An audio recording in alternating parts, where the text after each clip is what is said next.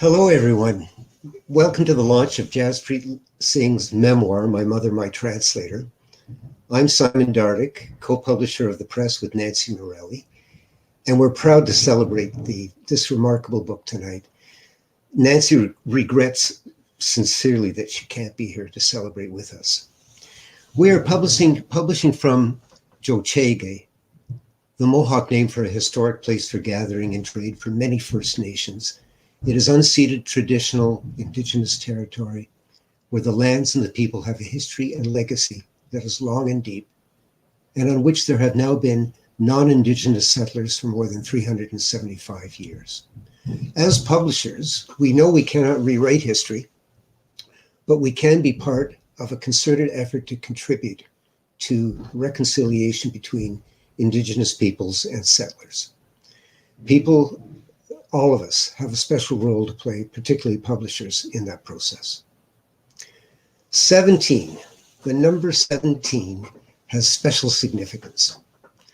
In 2004, 17 years ago, we published Jaspreet's first book, a collection of stories called 17 Tomatoes, Tales from Kashmir. It was the beginning of a long and fruitful relationship. I'm not exaggerating. It's been a wonderful experience, and it continues to this day. And 4 years ago, after that book, we published his novel Chef, which was subsequently brought out by Penguin Random House and Bloomsbury. And in 2013, Bloomsbury published Jaspreet's second novel, Helium. 17 Tomatoes has a foundational significance with the book we're launching tonight. The connection is an incredible story, but I'm not going to be the spoiler here. This is the story that Jaspreet has to tell.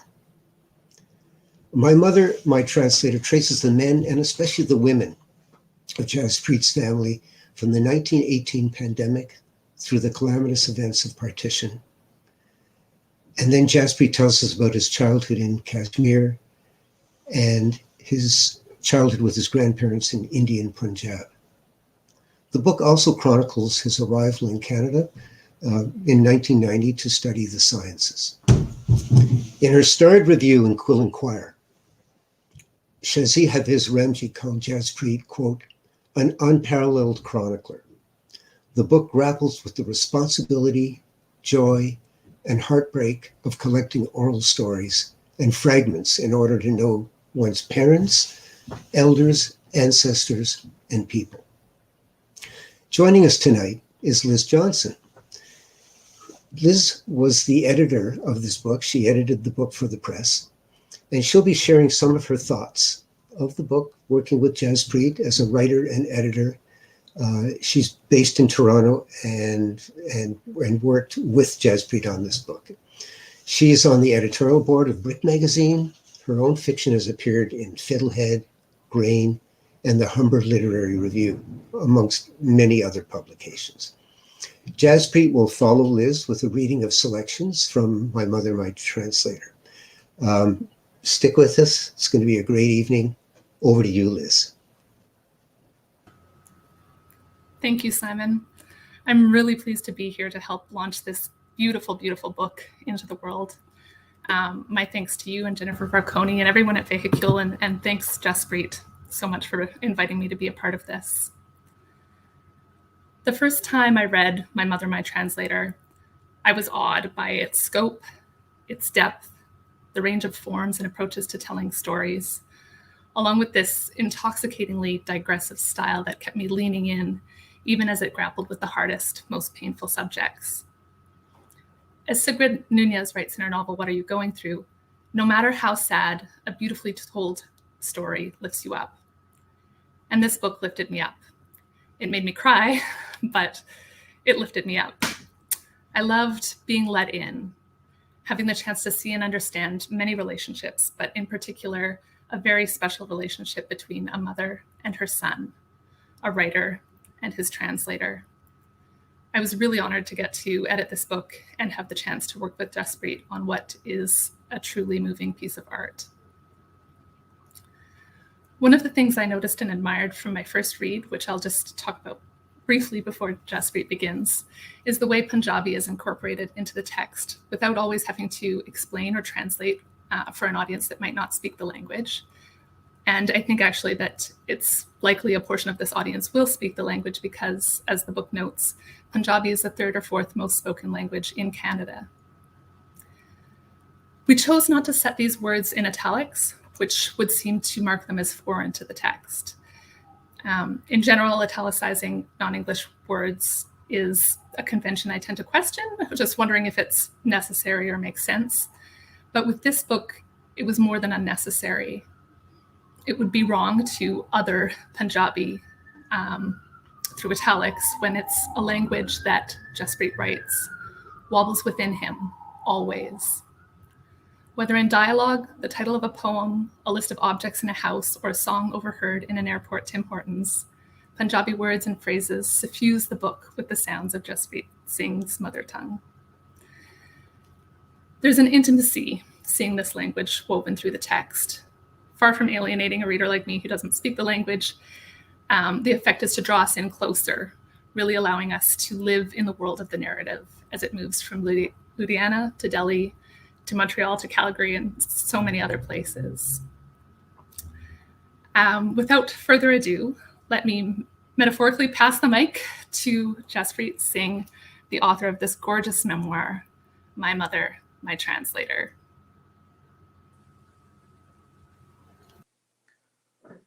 Liz, thank you very much. That was a very generous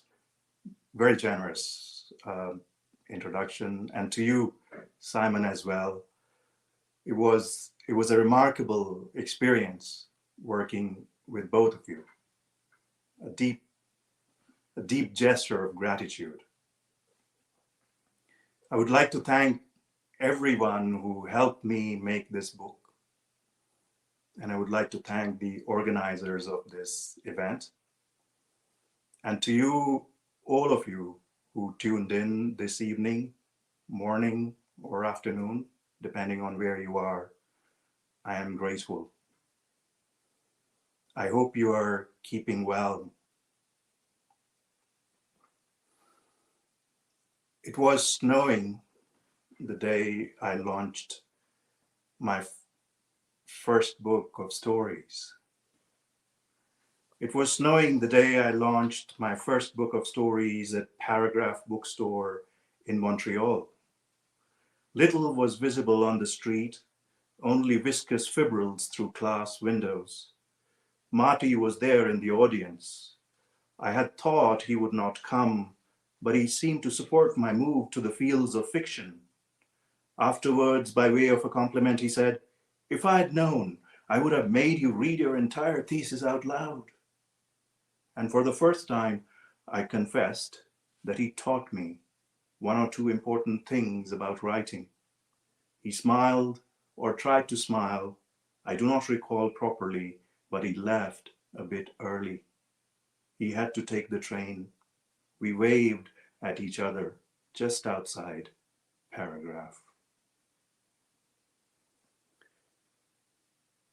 In Kashmir, we lived in a precarious tin-roofed house. The rocks by the turbulent waters resembled Garcia Marquez's prehistoric eggs. A decaying red fort sat atop a green mountain, and beyond the green mountain, there was a blue mountain. I loved its non-conical shape, lack of symmetry, its cragginess. The day Father drove us on a jeep to the blue mountain, it looked green instead. And when we returned from the veranda, the mountain looked blue again. I sulked for days on end, certain he had tricked me by driving us to the wrong mountain. Mother explained that faraway things often acquire the color blue. Look at the sky, she said. And that's why I started coloring the sky green. I thought I would read the title essay, My Mother, My Translator. I hope this is fine with Liz and Simon.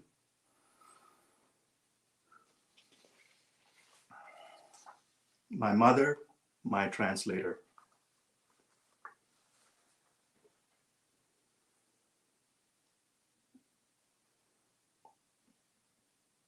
At the babel of an airport, someone vaguely familiar tapped a tremulous finger on my shoulder. "Don't you recognize me?" she said. "I am your mother." We hugged the usual way. Normally, I am the one who visits her in Delhi, and perhaps that's why her arrival in Canada that summer felt kind of inaccurate. We collected her bags, and while driving home, I reminisced our phone conversation barely a month before her flight. She had asked if I was eating all right. And before we hung up, she had expressed curiosity about my new work. Cryptically, I managed a few lines about a difficult novel in progress. We had talked briefly then about my first book, a collection of short stories. "I read all the cuttings you mailed me. The reviews are fine," she said. "But has anyone translated the book?" "Ajay nahi," I said. She paused longer than expected. "A friend," I added.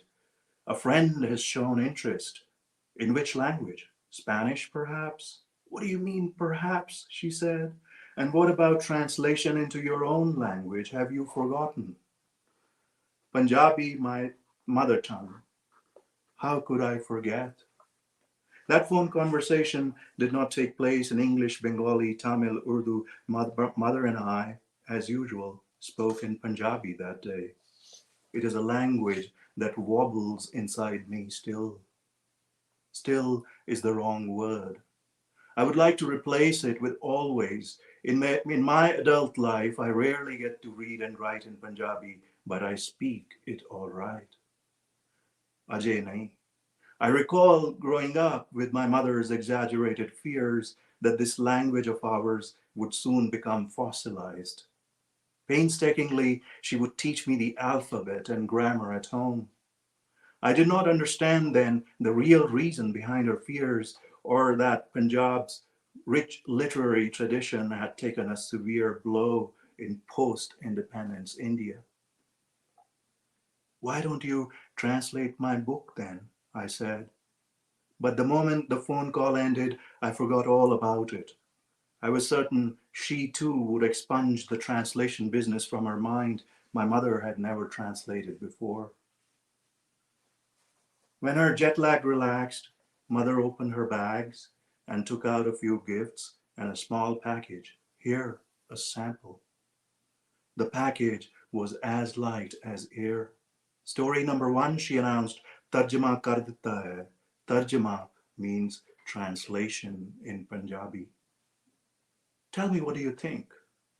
And I accepted the sample, promised to read it soon. After dinner, she slept uninterrupted for 14 or 15 hours. In my room, I sat in front of my Mac, but found it impossible to edit all old chapters or write something fresh. The sample stared in my face. I opened the small and slim package. Her handwriting had not changed. Like slices of lost space and time, those 8 or 9 sheets drew me in hypnotically. They felt like brittle old yellowing photos. At school, we never had Punjabi as a subject, so she taught me how to read and write at home. And this was always a major problem. Punjabi lessons reduced the time I spent playing cricket. I placed the sample on my desk, then almost involuntarily tried to write a word or two in Punjabi on the title page. My right hand made an attempt, which resulted in a shock of disaster, an absurd mixing of Gurumukhi script and Devanagari. I couldn't even write my own name properly. Embarrassed, I thought about Mother's near perfect relationship with Punjabi and her strange relationship with the English language. She was unable to speak fluently in English and yet faced no problems reading or writing. In fact, she read twice or thrice faster than all of us in the family, and her comprehension was quite good.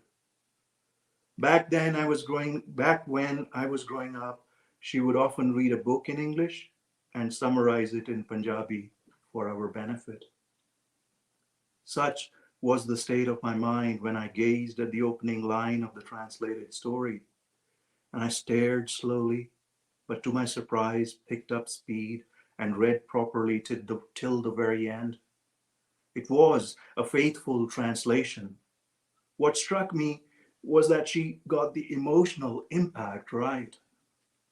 Next day, during lunch, Mother asked if I had already read the sample. I said it was very good. How did you do it? She emphasized the useful of a dictionary. She recalled discussing a few translation challenges with my father. But what you have here is more than a dictionary or discussions. You have preserved the emotional impact. How did you do it? She did not respond. Within minutes, she transformed the kitchen table and started work. My mother translated the remaining stories. She would ask me a few pointed questions and spend her days walking by the Bow River or translating. She used no laptop or desktop, not even a typewriter. In 6 weeks, she had the first handwritten draft ready. There are 14 stories in the book, 17 Tomatoes, and she translated 13 of them. What about the 14th one? When I brought this up, she said, why not publish 13 stories instead? The 14th story was really the 9th in the collection, and she had more or less followed a linear order. But something had made her skip story number 9. It didn't take me long to figure out the reason. This was the same story that had offended her when she first read my book in English in 2004. The story, set in India in the year 1984, involves a Sikh teenager, a chemistry student on a train to Delhi. He has long hair and wears a turban. His interior monologue involves some deep repressed desires to change a family tradition. She promised me she would translate the 14th story back in Delhi. And when I dropped her at the airport, we discussed at length a long list of challenges she faced translating from the source to the target language.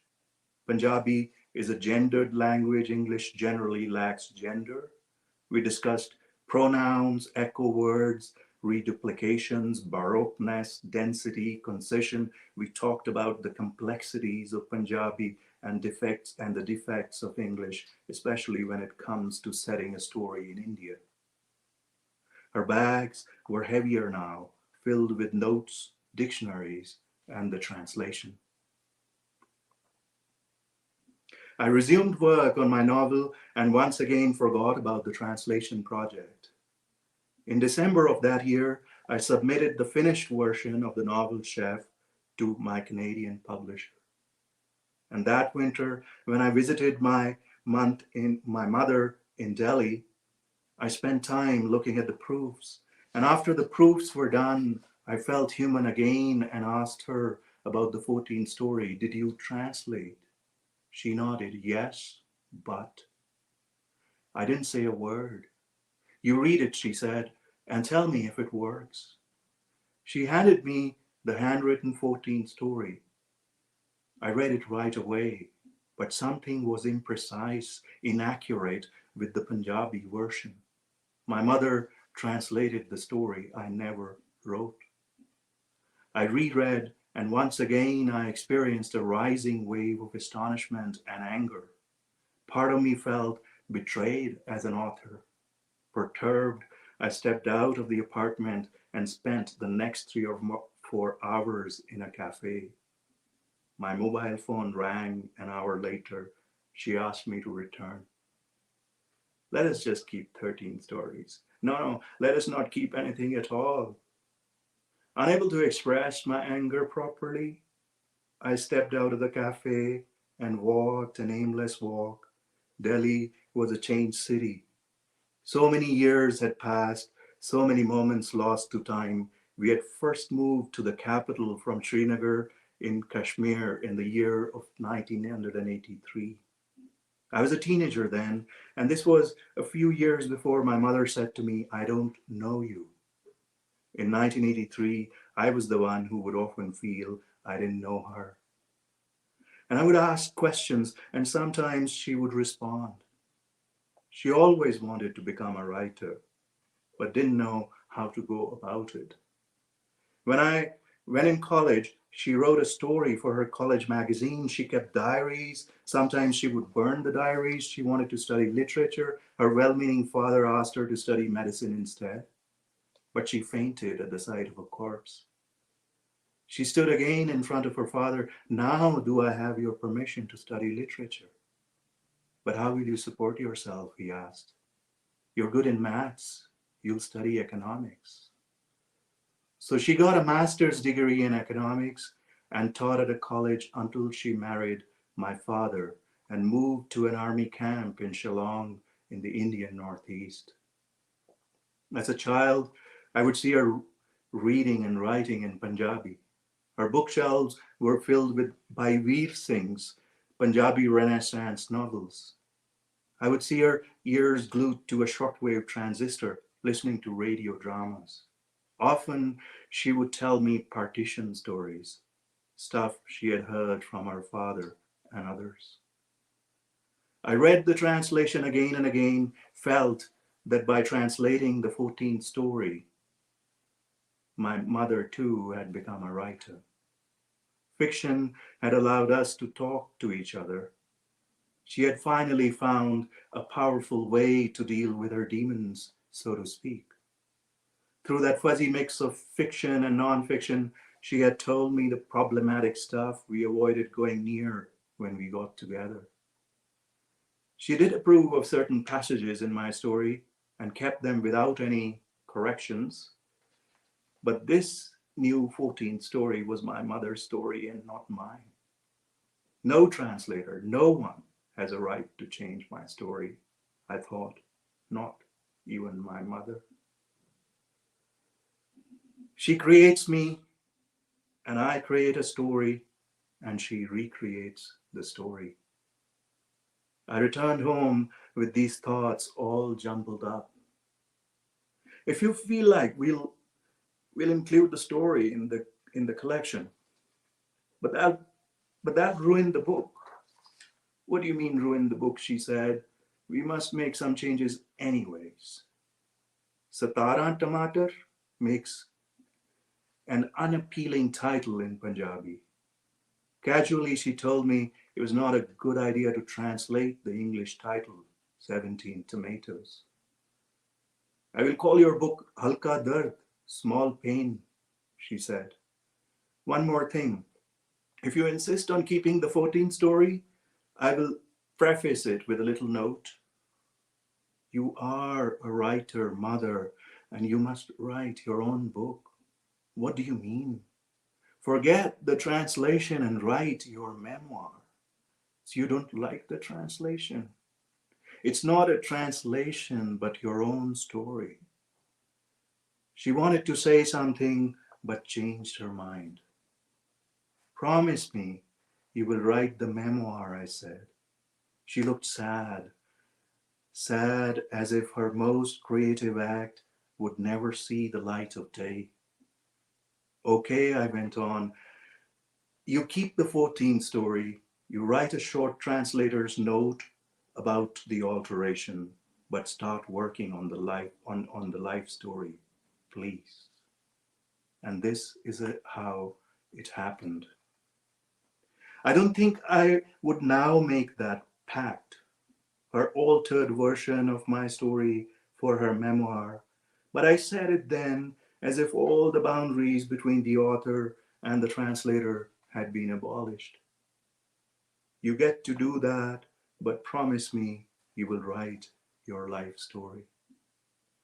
My mother was born in British-occupied India in 1944.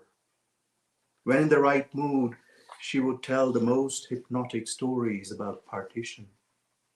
Part of me has always felt the urgent need to record all her memories. There are very few accounts by women of her generation about 1947, nor how life was lived in post-independence Punjab, the 1965 war with Pakistan, and that horrific year for Sikhs in Delhi and elsewhere, 1984. my mother too had become a writer.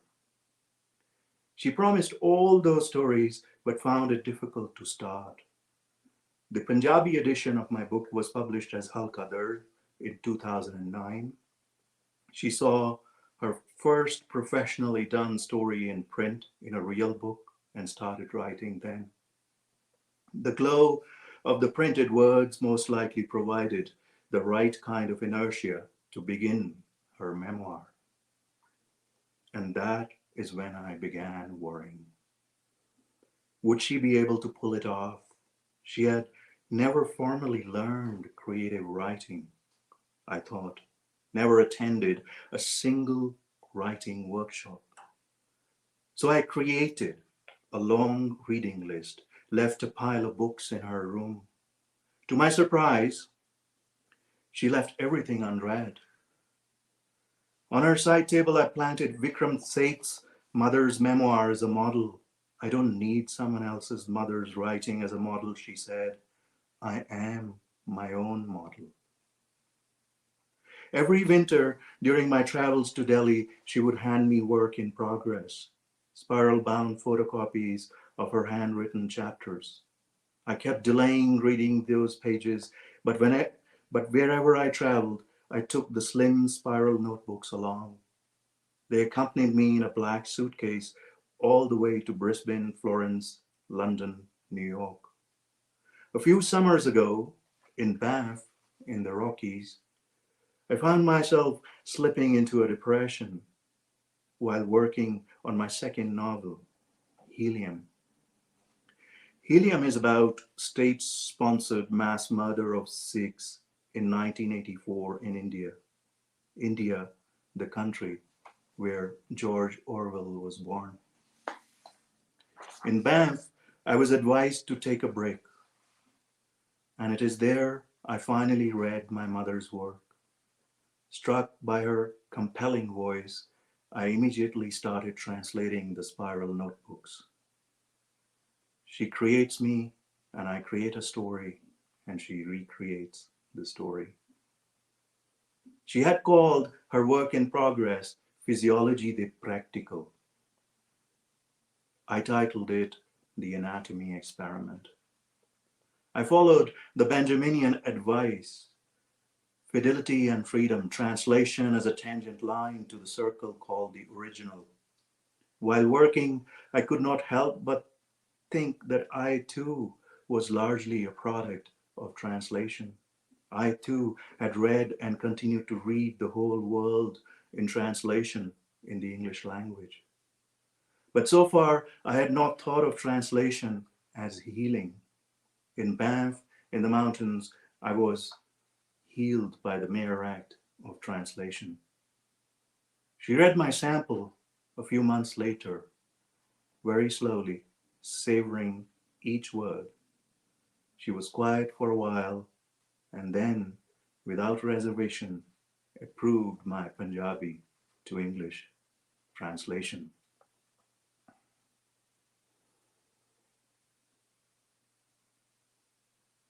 The essay that I just read, My Mother, My Translator, was published in March 2012. Before the year ended, her life ended.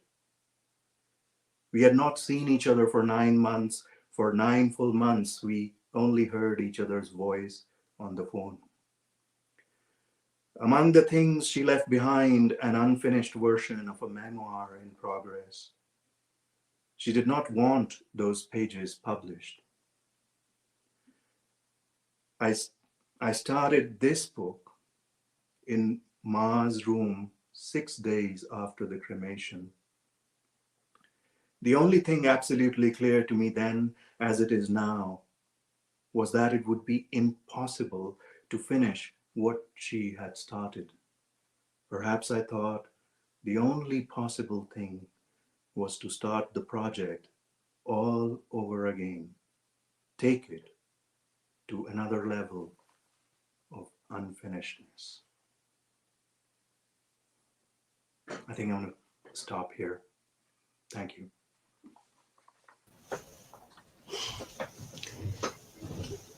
Jaspreet, What a difference it makes to hear a writer read their own work. Beautiful writing, beautiful reading, and what an exquisite tribute it is to your mother. It just bowled me over just hearing that again. And I've read it so many times, but just to hear you read it made a big difference.